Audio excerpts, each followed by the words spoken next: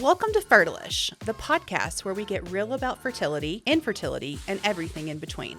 I'm Laura. And I'm Brandis. And whether you're knee-deep in treatments, just starting to ask questions, or somewhere in the ish of it all, you're in the right place. Here we ditch the stigma, break down the science, and have candid conversations about the messy, emotional, and sometimes hilarious journey to growing a family and preserving your fertility. So grab your coffee, your meds, or just your curiosity, and let's get into it.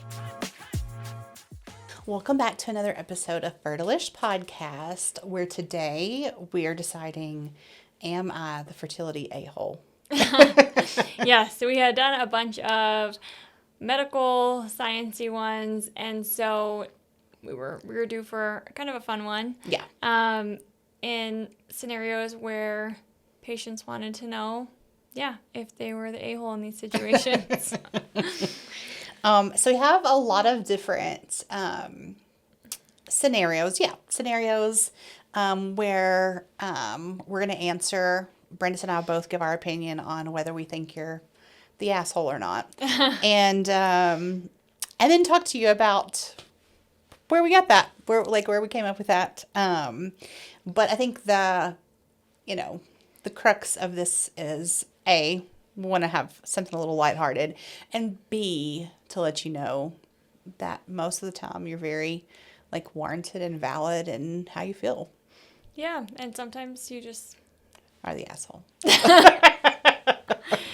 All right, I guess I don't know. You want to start with the first one? Yeah, and we'll sure. Kind of trade off. Sure. So am I the a-hole for not telling my friend I was doing IVF because she just got pregnant naturally? No, you're not. No. Yeah, this is the IVF journey is something that you don't have to share with anyone if you don't want to. That's right. You don't owe anyone an explanation. You don't owe anyone your medical records except your medical provider. Yeah. You don't owe anyone anything. So if you choose to talk publicly on a forum like a podcast, like I do, about your fertility journey, or if you decide to tell no one, that is 100% your decision, and you don't owe anybody anything. But I do want you to know that you owe it to yourself to be true to your boundaries. Yeah, and I think it's important to know too, comparison is hard enough, based on how someone gets pregnant. Oh, well, she was able to get pregnant unassisted and I had to do IVF.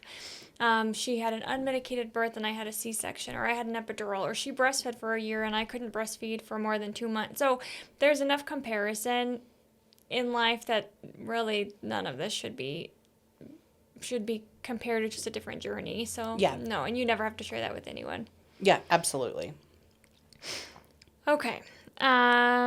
Let's see. Am I the asshole for not wanting to be in my sister's baby shower photos while I'm still bleeding from a failed transfer? No, and that's so hard because I feel like when you're going through such a hard time, and especially bleeding from a failed transfer, you're just in such a state of grief with that, trying to be happy for someone like your sister, and I don't know what your relationship with your sister is, but me and my sister are super close, so you want to be there for them, be happy for them, and you're just in such this hard state. I can't even imagine how that feels, but I do think it's important to, communicate that, and even if they don't know you're doing IVF,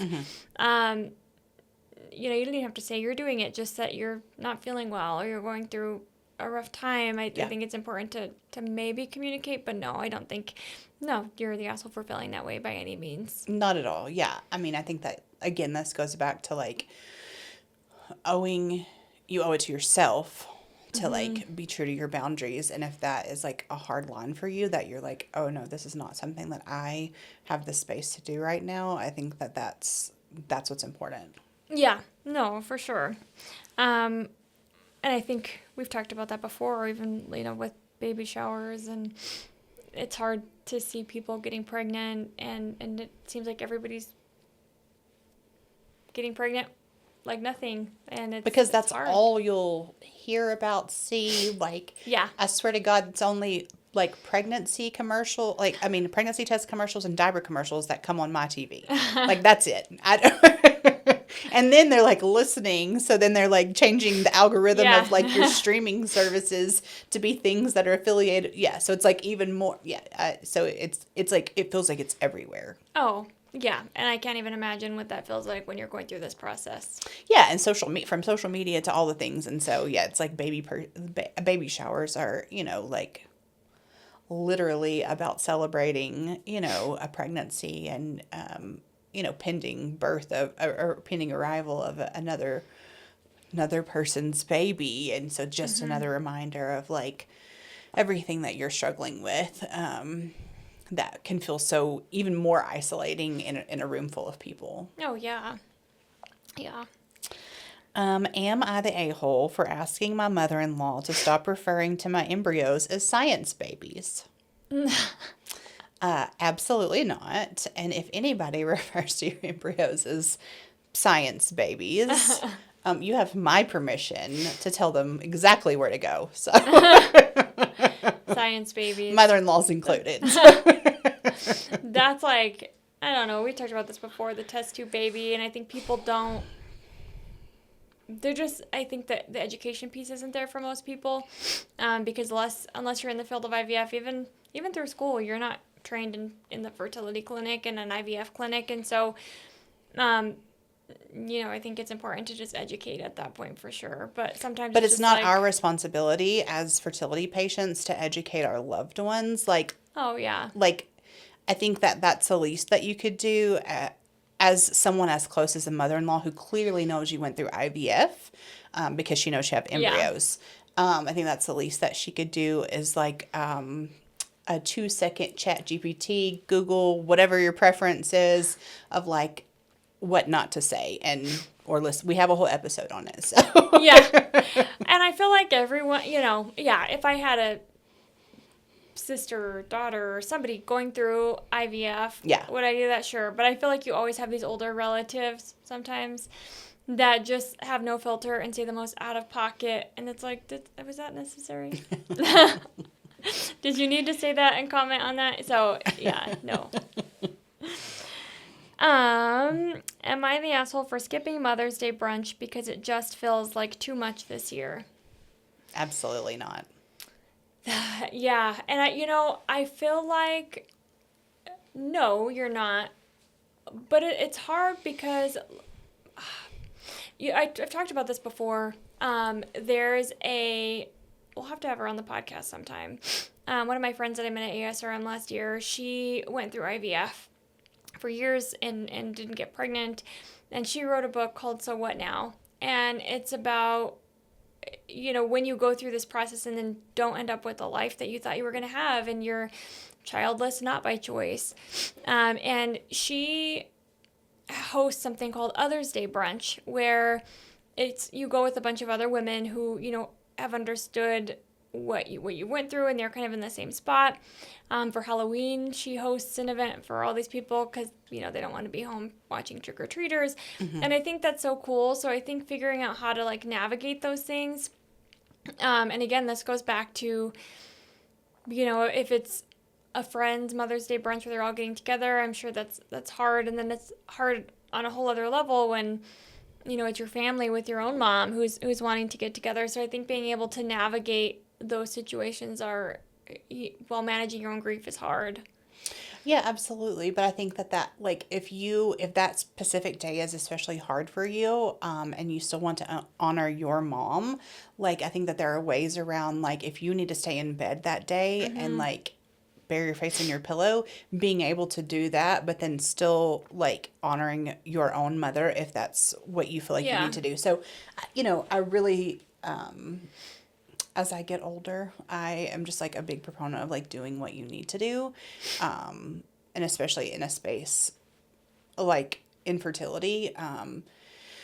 And, I think when we're younger, we feel like so obligated to do things for people, and it's just like, oh, it's like what you're supposed to do. But I think there's like a happy like medium, and so finding what works for you in the specific scenario, what works for, if it's you and your mother, what works for the two of you. Yeah.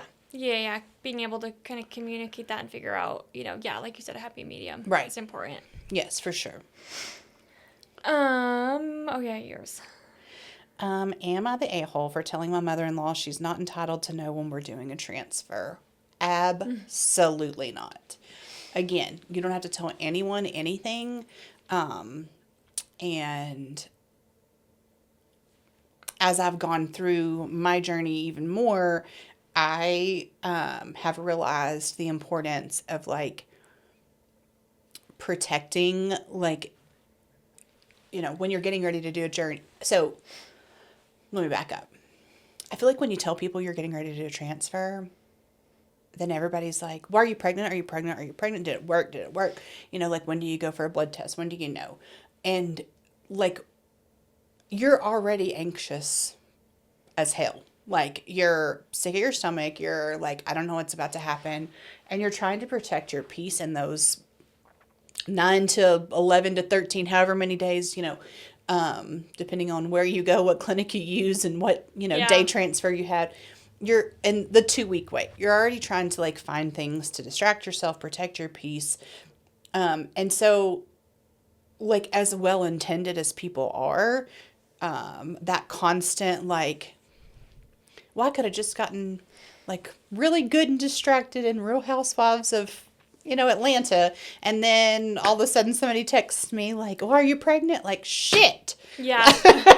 Well, yeah, and then I think too, like, I've heard people say people think when you do a transfer that you're just pregnant, right? And they'll tell people, "Oh, so and so's pregnant," or they'll say, "Oh, like, it's." I think it's a hard concept to grasp. Like, no, I'm not pregnant. I did this transfer. It may or may not work. It's stressful. It was a lot of money. It's a lot of emotions, and so no, I don't blame people at all for not wanting to say. I don't even say, like, I never text people or I never tell people when I'm doing a board exam. Mm-hmm. I'll just go take it. And then, like, when I get the result is when I'll tell people if it's good. If it's bad, I'll never mention it. So, well, and to that point, after you've had a pregnancy loss, like, so then the transfer, the beta came back and it was positive, and then you're going back 2 days later to make sure that it's rising appropriately. And then, when you've had a pregnancy loss, whenever it starts to decline or you start bleeding or you start, whatever happens, and then it's like, oh my God, now I have to go back and say, like, now this happened. Mm-hmm. And then they're like, what does that mean? And then, it's just like a lot. It's a lot in a very, very, very heavy time. And so if you like want to tell people and that's what feels good to you and that's what you need, like, I think that's what you should do. But like, if you don't, I completely understand that. Like, I completely understand being like, I can only tell this few people, or I don't want to tell anybody, or whatever. But especially if they haven't been like the most supportive humans in regards to your fertility journey, well, those are the last people that you want to tell. So absolutely not. You don't know anybody anything. Yeah. Well, and I know people that won't tell or renounce their pregnancies until after the first trimester because miscarriage rates are high, and are common. Mm-hmm. I know some people that will wait till after 21 weeks after the anatomy scan to announce. And then I had a friend, this is a while ago, a couple years back. She had taken a pregnancy test. It was positive, and she announced it on Facebook, and just was like, which, again, you can do whatever you want. It's your prerogative. But I was so nervous because I see infertility. I see loss all the time. And so when she announced it right away so confidently, I was like, oh, please, like, help this, like, continue on, because how awful to have, put that out there, and then if something happens, and thankfully for her, everything ended great. But yeah, it's hard, and I think it's, if you want to announce it right away, do it. If you don't want to announce it till after the anatomy scan or after your first trimester, it's important to do what's important for you. But I also even after you have the baby, like, if that works for you, works for me, like, Yeah, no, 100%. Whatever like, you feel surprise, we have a kid. Oh, and also we're not showing their face until after they're 1 year old. So like you'll never know what they look like. But that is absolutely your prerogative. You'll never know they had a cone head after birth. So yeah, no, I think that's I think whatever is important for you, that's what you should do. Absolutely. Okay. Let's see. Am I the asshole for refusing to let my mom come to an ultrasound? No. I think, and I come from a close family, so these questions are hard for me because I am so close with them, and I know like, oh, that's hurtful for them if I were to say like, no, you can't come. But again, like Laura said, if this is something that is super hard for you, and you are afraid, and this I guess depends on where you're at for the ultrasound. Like let's say you're pregnant and you're worried about, oh, I'm gonna go this time and there's not gonna be a heartbeat or something's gonna be wrong, and you don't want and your somebody relationship there. with that person, like how Yeah. they have responded to your journey or how they have responded, and so it's like there's some accountability on their part too. Like, have they said snide things that were hurtful? Okay, so yeah, it depends on the scenario for sure. Yeah. Would I want my mom there if I thought something bad was going to happen or I was nervous? I want to say yes, but then part of me likes to protect people too. Like, if I'm upset about something, I feel like I will try and hide it because I don't want the person seeing me upset to be more upset. Yeah. So there's like a thing. But yeah, if that's something you're not comfortable with and maybe you don't have the best relationship, no, I think your care is your care. Yeah, right. Yeah, for sure. Yeah, because, different people have different relationships with different people in their lives. So, like, one person's relationship with their mother may be very different than this other person's relationship with their mother.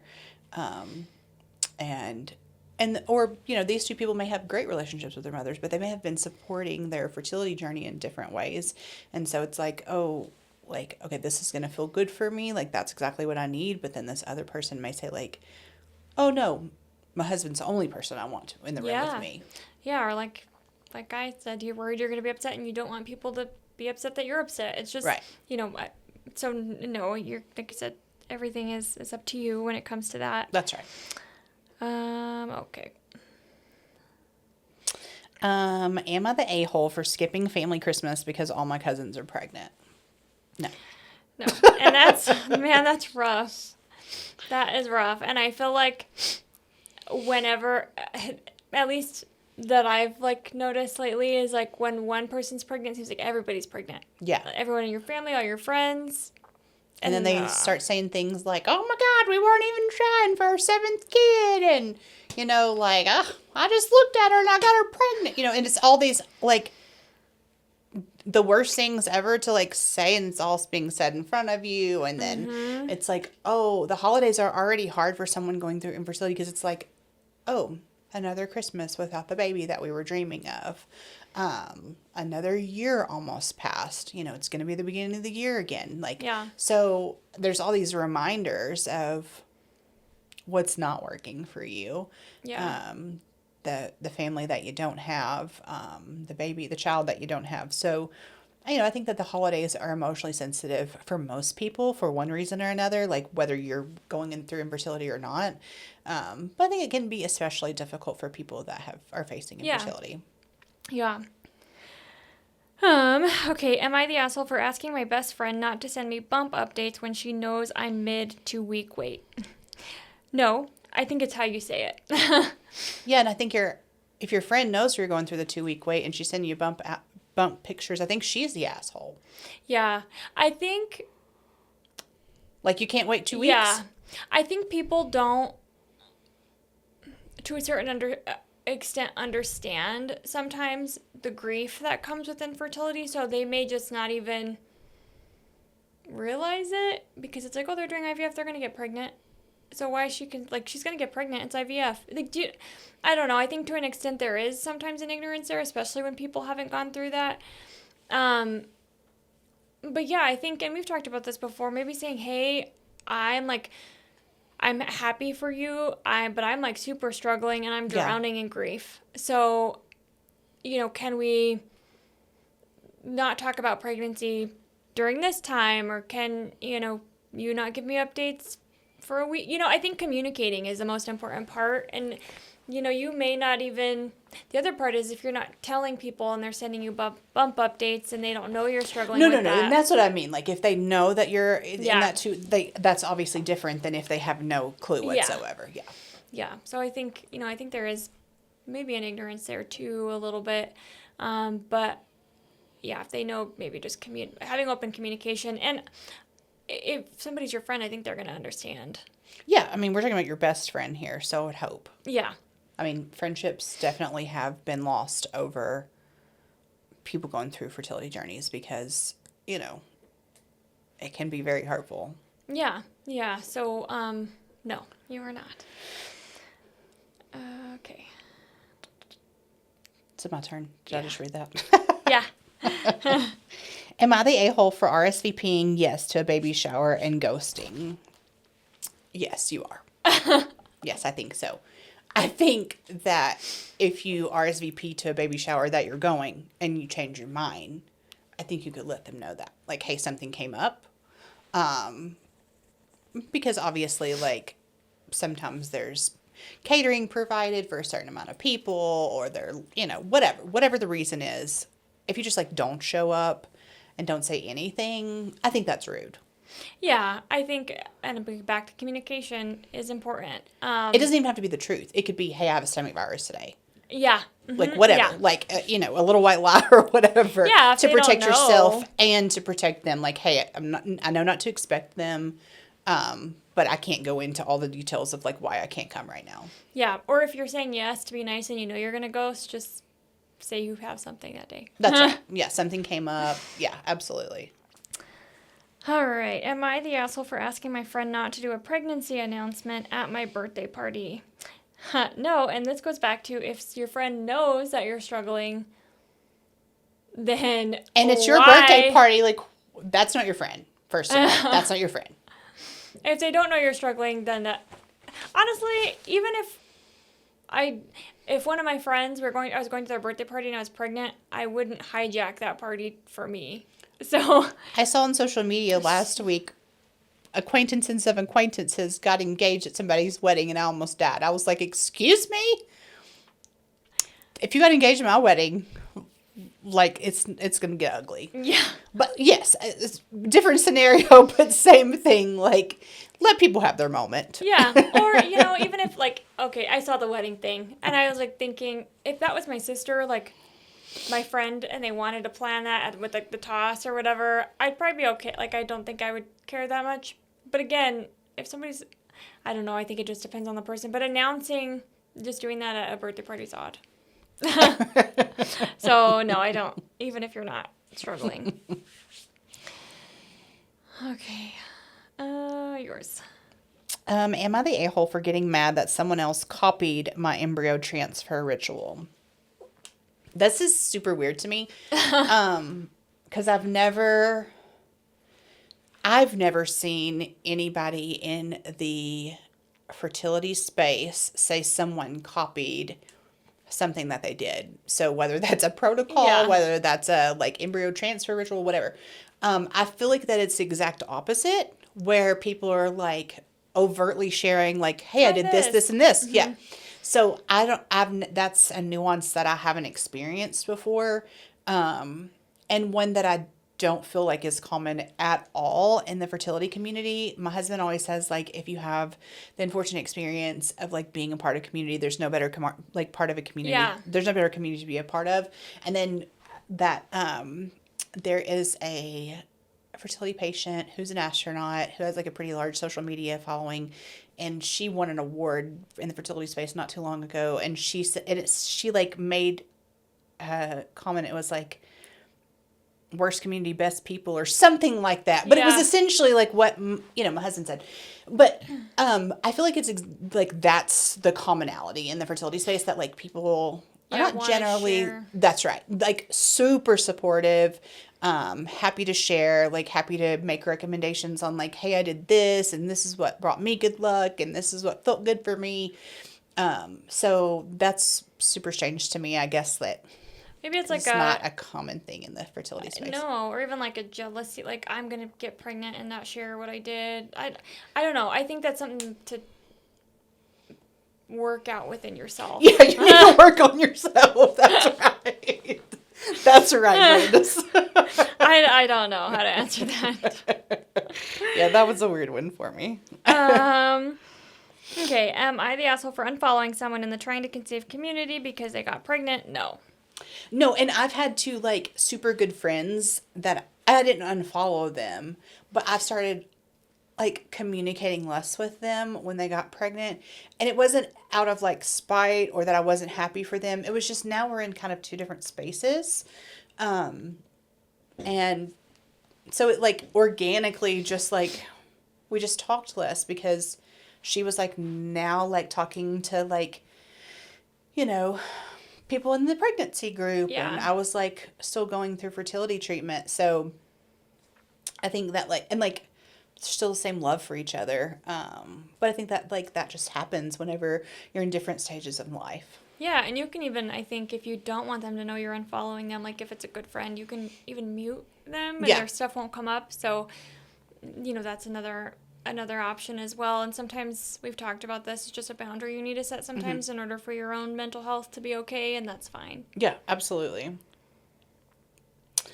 Am I the a-hole for flipping out when my husband said I overreacted to a failed transfer? Hell no, you're not the asshole. He is. This is a hard one for me. This is like where I think of that TikTok sound, like the leave your husband. No, should probably be more supportive. And like maybe I shouldn't comment on this. Because No, sir. No, sir. And there is no overreaction to a failed transfer. Like, it is devastating. You worked so hard to get here, and anyone who says that you overreacted to this is A, the asshole, and B, like, has not even taken 2 seconds to just even process how, like, even if they can't understand it, the full scope of it, to even, like, they're not even trying to, like, be supportive. So, it is absolutely devastating. You have, like, it's been so much time, so much money, so many injections, so many meds, so many, like, ranges of emotions. You've invested so much to get to this point, and you feel like literally like you feel like your life, like the rest of your life is on the line. Like this has the opportunity to change the trajectory of my life. So it's a big deal. Yeah, and I see this all the time, and I hear patients talk about it where they'll say, well, I feel like I'm going through this alone, and this isn't everyone, but I feel like I'm going through this alone. My husband, like, or my partner doesn't get it. Like, my body is the one that's going through this, and I feel like I'm bearing the brunt of everything, and they're just like show up when they need to, and I want to talk about it all the time, and my husband doesn't. And I think,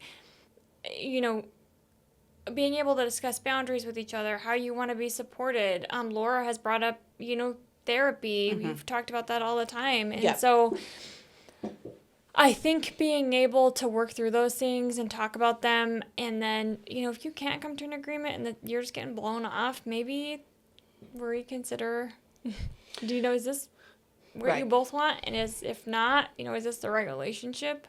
No, absolutely. Yeah, no, 100%. And, I think naturally you're both going to process it differently, like just because of biology, or even like same-sex couples who maybe have done reciprocal IVF. Like, I think that they're both going to process it differently because they're both experiencing it differently. For, male and female couples, obviously, clearly they're experiencing it differently. So I do think that the way that you're going to receive the news and the way that you're going to process it is going to be different. But there should be a mutual respect for one another, and there should never be any, like, belittling. There should never be any, like, being condescending. And that is exactly what I feel like that is. Yeah, and actually, this hasn't happened in a while. But, like, when I first started here, we have had... I don't know, maybe when I first started here, I don't remember. But there was a time when I went into a transfer. The husband did not want to be there. he was like yelling at her about, hey, I don't even know why I have to be like, it was, I'm like, oh, I don't even want to do this Should transfer. we do this? Yeah. Like, are you sure? Like, girl, let's go in this room and talk. Let me get, yeah. And I'm like, you know what? I'm going to get fired. Because, like, don't do this. Yeah. So, yeah, there are scenarios, I think, where you need to kind of step back and reevaluate, or maybe just have a conversation. Absolutely. And yeah, that's just like adding insult to injury. Yeah. Am I the asshole for switching nurses mid-cycle because I hated her vibe? No. You can always request a different nurse, request a different provider. I maybe wouldn't tell that person, hey, I hate your vibe.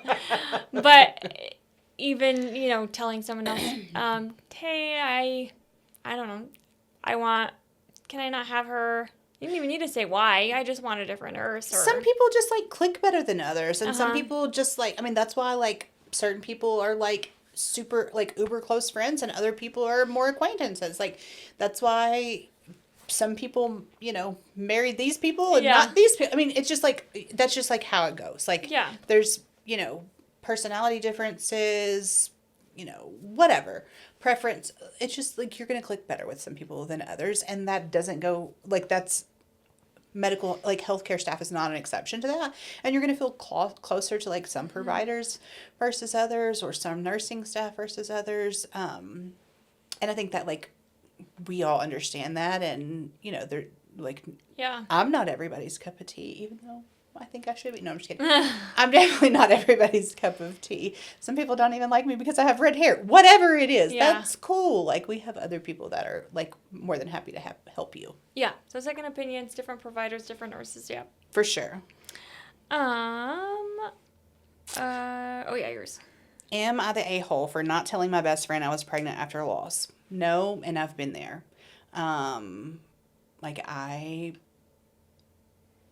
I have had times where I like wasn't getting the support that I felt like that I needed and didn't tell that friend that we were doing another transfer or that we were pregnant again or that I had another loss. That goes back to like boundaries and like whatever you need to do for yourself, whomever you need to share the news with or whomever you do not need to share the news with. Like I 100% support you in that. And I want you to like give yourself the permission to do the same. Yeah. Yeah. You don't have to tell anyone anything. And That's we've right. Repeated that. Am I the asshole for feeling nothing when my friend announced her third baby? No. And I think feelings are one of those things that you can't control. And sometimes you're just like so numbed out to it or you've like put up your guard. So like if you're like logically you can think, oh, I should be happy. I am happy for her. But it's like, oh, I've had to like numb myself from, just like the pain and the grief and all the things. So it's like another person pregnant and I'm not. Yeah. And, I think keeping mental health in check, which we've talked about a lot, is big, whether that's a support system and just one person that knows. And it could be somebody you don't know. It could be somebody going through IVF too that you met online. Yeah. Family, friends, journaling, therapy, some type of outlet to where mental health is still in check and obviously managing cortisol levels, those sort of things. But 100%. Yeah. Yeah. Am I the a-hole for hiding my pregnancy from my TTC support group? No. Hide it. Don't hide it from whomever or that you need to. Like, you could be protecting them. Yeah. So, like, they could still be trying to conceive and you could be, like, having their best interest in heart. So, it could be truly, like, a selfless thing. B, you don't owe that to anybody to tell them. You never know what's going to happen. Whatever. So, like, do what you need to do for you. Yeah. Am I the asshole for being mad? My friend's IVF worked on her first try. Again, you can't control feelings. So, no, I think it's frustrating when you've been doing this for years or months or however long. And you're like, why? Your friend did it, and it's like, are you kidding me? Like, why? You're like, you continue to ask yourself, like, why is it not working for me? Yeah. But then again, I mean, I wouldn't. You can't control how you feel. But if, you find that out, I wouldn't be rude to them. Yeah, but like, I guess oh, you're an asshole. You're your first transfer word. don't talk to me. But I think you could feel any way you want. Yeah. So no, I don't think you are. But being respectful of someone else at the same time. Yeah. Am I the a-hole for ending a friendship because every conversation was about her miracle baby?